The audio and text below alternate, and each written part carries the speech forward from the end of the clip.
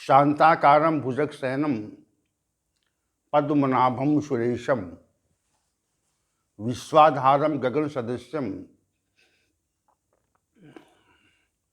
मेघवर्णं शुभांगं लक्ष्मीकान्तं कमलनयनं योगभिर्ध्यानगम्यं वंदे विष्णुं भवभयहरं सर्वलोकैकनाथं वसुदेवसुतं देवं कंसचाणूरमर्दनं देवकी परमानंदम श्री कृष्णं वंदे जगत गुरुम कृष्णं वंदे जगत गुरुम। कृष्णाय वासुदेवाय हरे परमात्मने प्रणत क्लेश नाशाय गोविंदाय नमो नमः गोविंदाय नमो नमः। हम सभी आज भगवत गीता के इस प्रातःकालीन सत्र में उपस्थित हैं और भगवान श्री गोविंद के चरणों में बैठ करके भगवत गीता ज्ञान पर चर्चा के निमित्त हमारी यहाँ उपस्थिति है, नित्य प्रति उपस्थिति रहती है। भगवान श्री गोविंद से जितनी समीपता हो जाती है, वो जितना हमारे समीप हो जाते हैं, उतनी ही हमारी साधना बढ़ती है। साधना का जो वास्तविक अभिप्राय है, उद्देश्य है, वो श्री भगवान से समीपता को बढ़ाना ही है। जितनी समीपता बढ़ेगी उतनी साधना उत्कृष्ट होगी, बढ़ेगी। और जितनी साधना, जितनी समीपता घटेगी उतना ही हम संसारी हो जाएंगे और संसार में हम खो जाएंगे।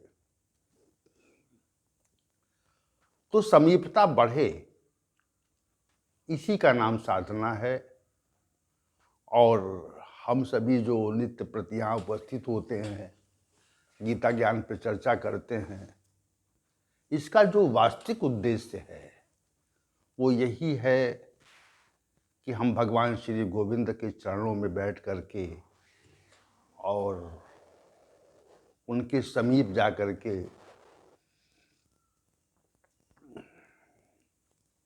उनकी निकटता प्राप्त करें।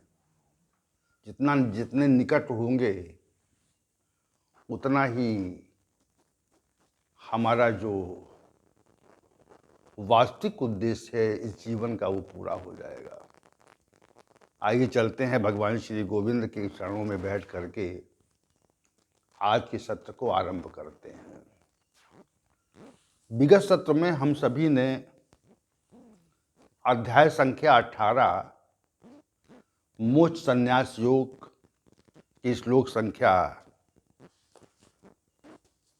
27 पर विचार आरंभ किया था।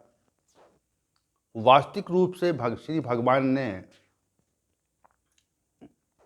श्लोक संख्या 27 में राजसी कर्ता की व्याख्या की और राजसी कर्ता की व्याख्या करते हुए श्री भगवान ने कहा, रागी कर्मफल प्रेप्सुर लुब्धो हिंसात्मको शुचि ही हर्ष शोकान्विता करता राजसा परिकीर्तता।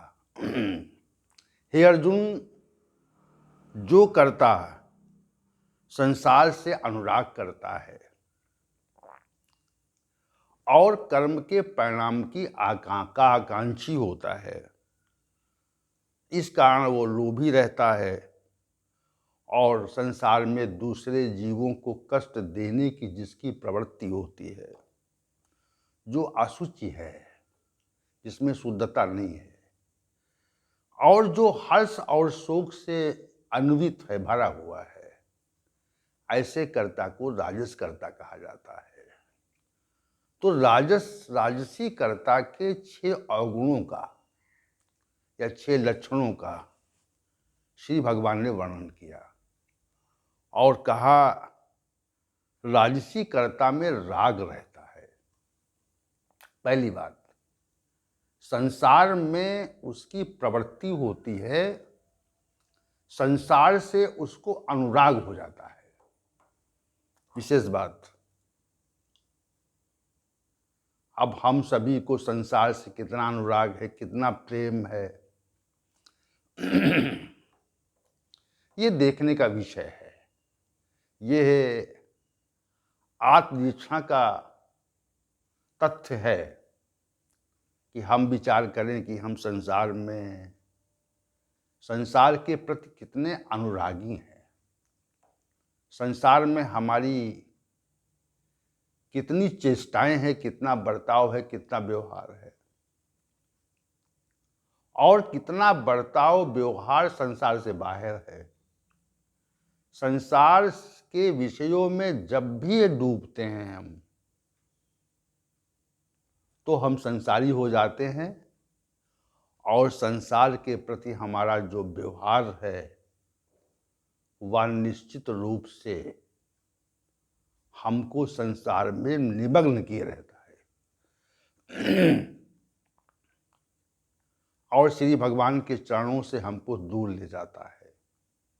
संसार के व्यवहार में यही विशेषता है। तो श्री भगवान ने कहा कि रागी होता है, उसको संसार में राग रहता है, सुख का आभास होता है, और सुख के आभास होने के कारण ही वो संसार के प्रति अनुराग रखता है। ये बात श्री भगवान ने राजसी कर्ता के संदर्भ में पहले तथ्य के रूप में वर्णित की।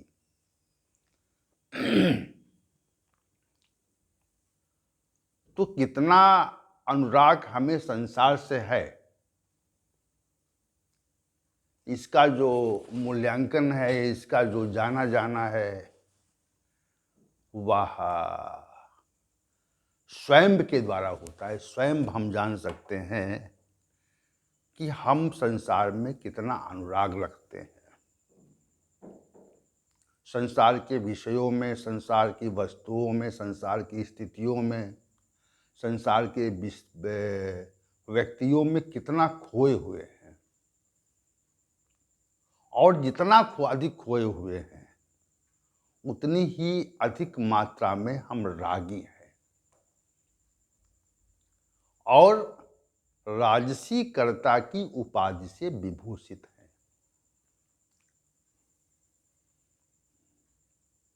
श्री भगवान ने राजसी कर्ता को जिस प्रकार से व्याख्यापित किया है, उससे ये स्पष्ट होता है कि राजसी कर्ता संसार में निमग्न रहता है, उसका संसार में अनुराग रहता है, विशेष रहता है। इस पे कल भी चर्चा हुई थी, और आज भी हम थोड़ा सा इस पे दृष्टि डालना चाहते हैं। संसार के विषय हमें अपनी ओर खींचते हैं, उनमें एक खिंचाव और आकर्षण होता है।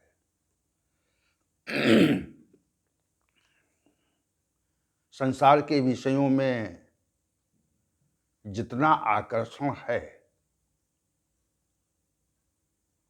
उस आकर्षण के कारण हमारा जो लगाव है, हमारा जो अनुराग है, वो सांसारिक विषयों में निश्चित रूप से हो जाता है।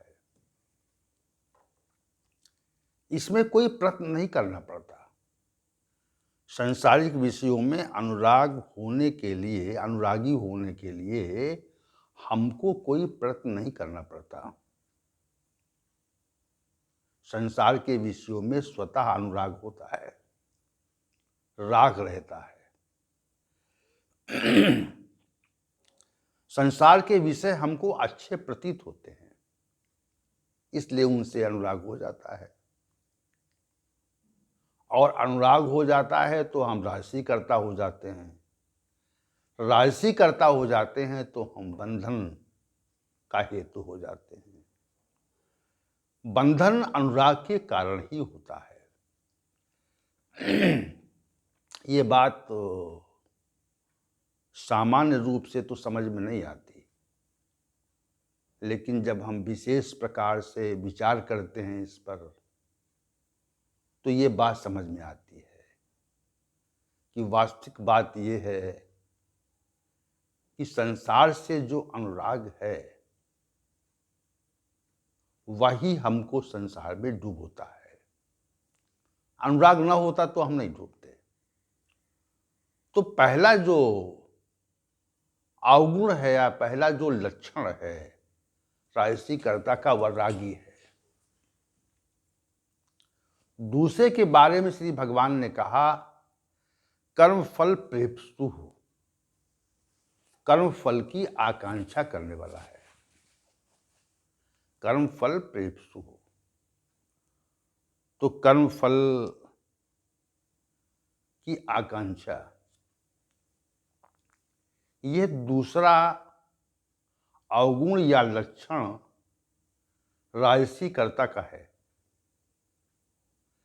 राजसीकर्ता में चूंकि रजोगुण की वृद्धि रहती है, रजोगुणी व्यक्ति ही राजसीकर्ता होता है, इसलिए किसी भी कर्म के संपादन के पूर्व उसके मन में ये भाव आ जाता है कि जो कर्म संपादन कर रहे हैं इससे हमको लाभ क्या होगा। दृष्टि लाभ पर जाती है। बहुत सोच विचार करके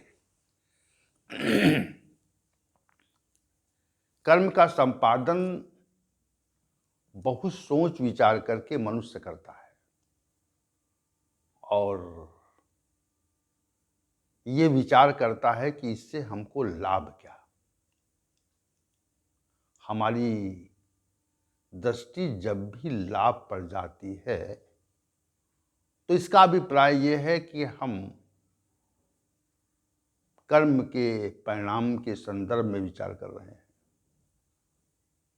कर्म के परिणाम के संदर्भ में हमारा चिंतन चल रहा है।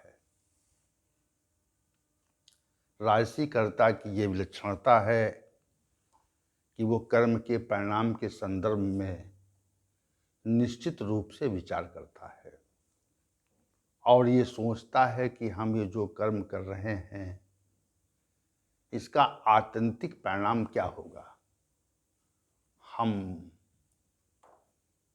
आत्यंतिक परिणाम को कैसे प्राप्त होंगे। इस विषय का विचार राजसीकर्ता निश्चित रूप से करता है। इसमें कोई दो राय नहीं है, दो मत नहीं है। कर्म के संपादन के पूर्व परिणाम के संबंध में जो चिंतन होता है उसी को कर्मफल कहा जाता है। विलक्षण बात यहां पर यह है, कर्मफल का जो अधिकार है वो परमात्मा की ओर है, कर्म के संपादन का जो अधिकार है वो हमारी ओर है। कर्म संपादन की स्वतंत्रता मनुष्य को है, लेकिन कर्मों का जो परिणाम है वो परमात्मा की ओर से परिस्थितियों के स्वरूप में प्रकट हो रहा है। परिस्थितियां प्रकट होती हैं, कर्मों के संदर्भ में परिस्थितियां आती हैं। तो हम ये विचार करें कि क्या कर्म संपादन के पूर्व हम कर्म के परिणाम के संबंध में विचार करते या नहीं करते, और यदि करते हैं तो इसका अभिप्राय यह है कि हम राजसी करता है। अगर हम कर्म संपादन के पूर्व कर्म के परिणाम के विषय में विचार करते हैं तो हम निश्चित रूप से राजसी करता है। हमारी जो सात्विक कर्ता वाली स्थिति है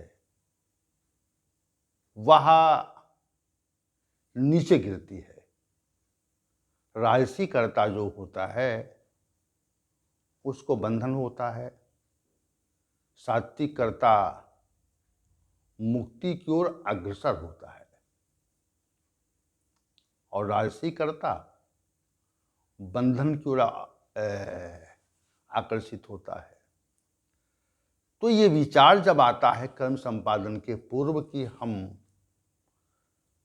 हमें इससे क्या परिणाम मिलेगा और हम परिणाम प्राप्त करने का प्रयास भी करते हैं। यद्यपि कर्म का परिणाम तो हमारे अधिकार क्षेत्र से बाहर है, जो वस्तु हमारे अधिकार क्षेत्र में नहीं है, कर्म फल हमारे अधिकार क्षेत्र में नहीं है, परंतु उसकी प्राप्ति का जो प्रयास है वह निश्चित रूप से हम करते हैं। अब बहुत से लोगों का ये मत है कि हम कर्म के परिणाम के संबंध में विचार क्यों न करें कर्म संपादन के पूर्व। तो यहां पर दो तथ्य हैं। एक तथ्य तो यह है कि कर्म के संपादन के पूर्व कर्म के परिणाम के संदर्भ में विचार, और दूसरा परिणाम को प्राप्त करने की चेष्टा। परिणाम को प्राप्त करने की चेष्टा, ये बहुत सूक्ष्म विषय है, सूक्ष्म बात है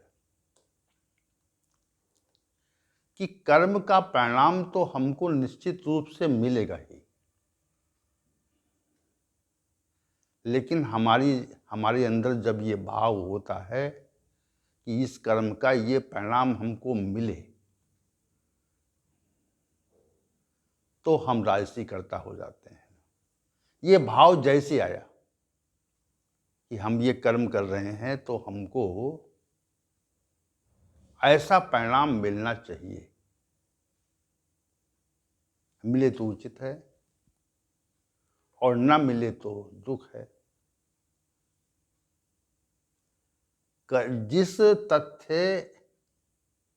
जो तथ्य हमारे अधिकार क्षेत्र में नहीं है,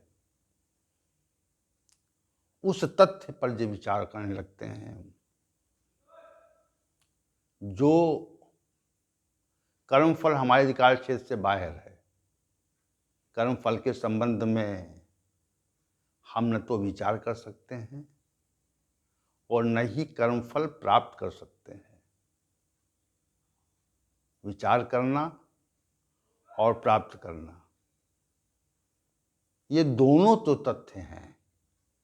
कर्म फल के संबंध में विचार करना और उसको प्राप्त करने का प्रयास करना, ये जो दोनों तथ्य हैं, ये निश्चित रूप से हमको राजसी कर्ता बनाते हैं। राजसी कर्ता के संबंध में श्री भगवान ने कर्म फल प्रेप्सु जो पद कहा है या पद कहे हैं, उसका इतना ही अभिप्राय है कि कर्म के परिणाम के संबंध में विचार और कर्म के परिणाम के संबंध में जब विचार चलता है तो निश्चित मानिए हम राजसी कर्ता हो जाते हैं। राजसी कर्ता जैसे ही होते हैं हम, वैसे ही कर्म के परिणाम के संबंध में विचार करते हैं। तो ये जो दूसरा अवगुण है राजसी कर्ता का, ये भी बड़ा विलक्षण है। राजसी कर्ता निश्चित रूप से कर्म के फल के संदर्भ में विचार करते ही करता है।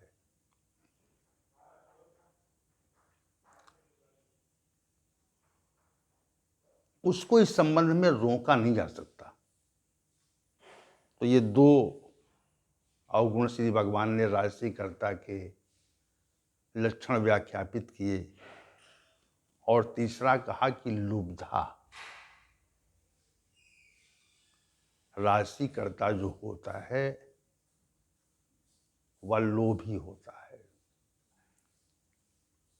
लोभ की जो व्याख्या है, या लोभ नामक जो तथ्य है, उस संबंध में तो सभी जानते हैं कि लोभ क्या है। जैसे हम सामान्य रूप से कहते हैं कि आप बड़े लोभी हैं, आप बड़े लोभी हैं, तो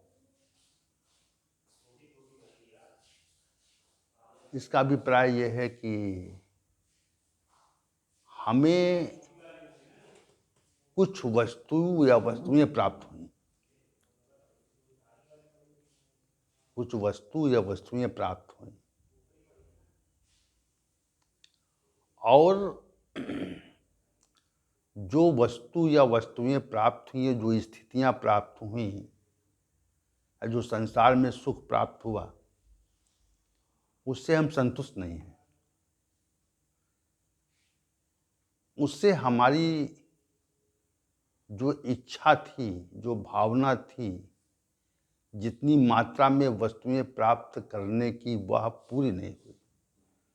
और पूरी भी हुई अगर, तो हम और अधिक की आकांक्षा करते हैं। ये विशेष बात है।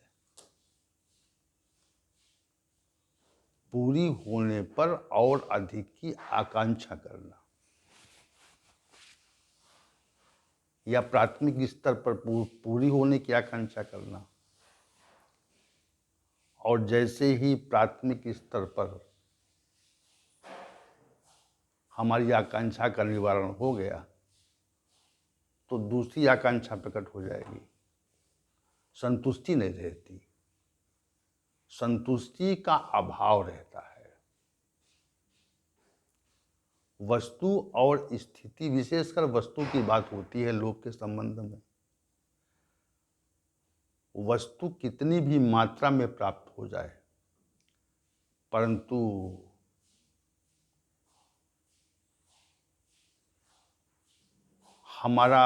हमें संतुष्टि नहीं मिलती। तो संतुष्टि न मिलने का कारण क्या है? तो संतुष्टि न मिलने का जो कारण है वह लोभ है। और अधिक चाहते हैं, और अधिक की आकांक्षा करते हैं। कोई बहुत धनवान व्यक्ति हो तो बहुत अधिक धनवान व्यक्ति में सामान्य रूप से दो अवगुण होते हैं। बहुत धन तो है, वह दूसरों के लिए नहीं है, स्वयं के लिए है। और दूसरी बात यह है कि वह ये प्रकट करता है कि हमारे पास धन नहीं है। ये दूसरी बात है। अधिक मात्रा में धन होने पर ये भाव रहे कि हमारे पास धन नहीं है, वो वाणी से प्रकट हो, तो वाणी से प्रकट होने पर ये माना जाता है कि वो व्यक्ति लोभी है, अन्न की आकांक्षा कर रहा है। संतुष्टि का अभाव जहां पर है, वस्तु की मात्रा कितनी अधिक बढ़ जाए, वस्तुएं, स्थितियां बहुत अधिक मात्रा में प्राप्त हो जाएं, फिर भी संतुष्टि का अभाव रहे, संतुष्टि न हो, चाहे जितनी मात्रा में मिल जाए हमको, और अधिक की आकांक्षा और संतुष्टि का अभाव, ये लोभ के आधार हैं। इनसे लोभ प्रकट होता है, दिखता है। तो लोभी जो व्यक्ति होता है वो राजसी कर्ता होता है। श्री भगवान ने कहा, लोभी जो व्यक्ति होता है वह राजसी कर्ता होता है। उसकी जो क्रियाएं हैं वह और अधिक प्राप्त करने की उन्मुख होती हैं। और अधिक प्राप्त करेंगे, और अधिक प्राप्त करेंगे, इस प्रकार के भाव से वो भरा रहता है, अन्वित रहता है, और ये भाव निकलता नहीं।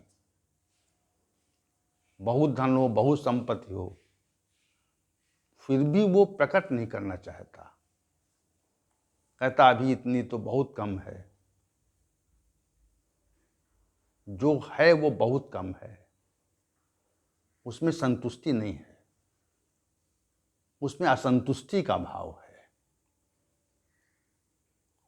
तो यही लोभ की विलक्षणता है कि उसको, मनुष्य को असंतुष्ट रखती है। वो मनुष्य को असंतुष्ट रखने की जो स्थिति है, उसी का नाम लोभ है। संतुष्ट नहीं होते। जो अधिक मात्रा में है उसको प्रकट भी नहीं करते, और जो अधिक मात्रा में उसको छिपाना चाहते, उसका उपभोग स्वयं के लिए करना चाहते, और जो अधिक मात्रा में है उससे संतुष्टि नहीं है, और जो अधिक मात्रा में है उससे और अधिक प्राप्त करने का भाव ही लोभ कहलाता है। लोभ अन्य कुछ नहीं है। लोभ यही तथ्य है कि हम और अधिक प्राप्त करना चाहते हैं, और अधिक प्राप्त करना चाहते हैं। लक्षण बात है ये कि हमारी प्राप्त करने की जो भावना है वो कभी कम नहीं होती, निरंतर रहती है, लगातार रहती है। तो जब प्राप्त करने की भावना निरंतर रहती है, संतुष्टि नहीं आती, वस्तुओं के प्रति, स्थितियों के प्रति, विषय भोगों के प्रति जब संतुष्टि का अभाव रहता है, तो उसी को मानना चाहिए कि ये लोभ है। श्री भगवान ने कहा कि जो राजसी करता है वो लोभी है, लुब्धा कहा उसको, लुब्धा पद से परिभाषित किया। निश्चित लोभ रहता है। तो ये जो तीन तथ्य हैं, रागी, कर्मफल प्रेप्सु और लुब्धो, लुब्धा, ये तीन जो लक्षण हैं या अवगुण हैं, ये श्री भगवान ने इस श्लोक संख्या 27 के पूर्वार्ध भाग में प्रकट किए। और इस पूर्वार्ध भाग में एक और बात, दो बातें और कहीं। हिंसात्मको शुचि, हिंसात्मकः अशुचि, ये दो पदच्छेद हैं। हिंसात्मक, अशुचि, कि दूसरों के प्रति जो प्रतिकूल भाव रहता है, उनके अहित का जो भाव रहता है, वह हिंसात्मक है। और जो स्वयं की शुद्धि के भाव का भाव है, वो अशुचि है। और इसके उत्तरार्ध भाग में कहा कि हर्ष शोकान्विता, हर्ष और शोक से अन्वित रहता है, भरा रहता है। हर्ष भी रहता है, शोक भी रहता है, हर्ष भी रहता है, शोक भी रहता है, प्रसन्नता रहती है और अप्रसन्नता रहती है, ये अभिप्राय है। तो तीन पर तो विचार कर लिया हमने। आज के सत्र में तक हमने राजसी कर्ता के तीन भावों पर विचार कर लिया, और हम कल से राजसी कर्ता के शेष तीन भावों पर कल के सत्र में विचार करेंगे। क्योंकि आज के सत्र का जो समय समाप्त हो चुका है, और कल के सत्र में हम पुनः मिलते हैं, और सभी का आमंत्रण है कल के सत्र में। तो ओम सहनावतु सहनौ भुनक्तु सह वीर्यं करवावहै तेजस्विनावधीतमस्तु मा विद्विषावहै। ओम शांति शांति शांति।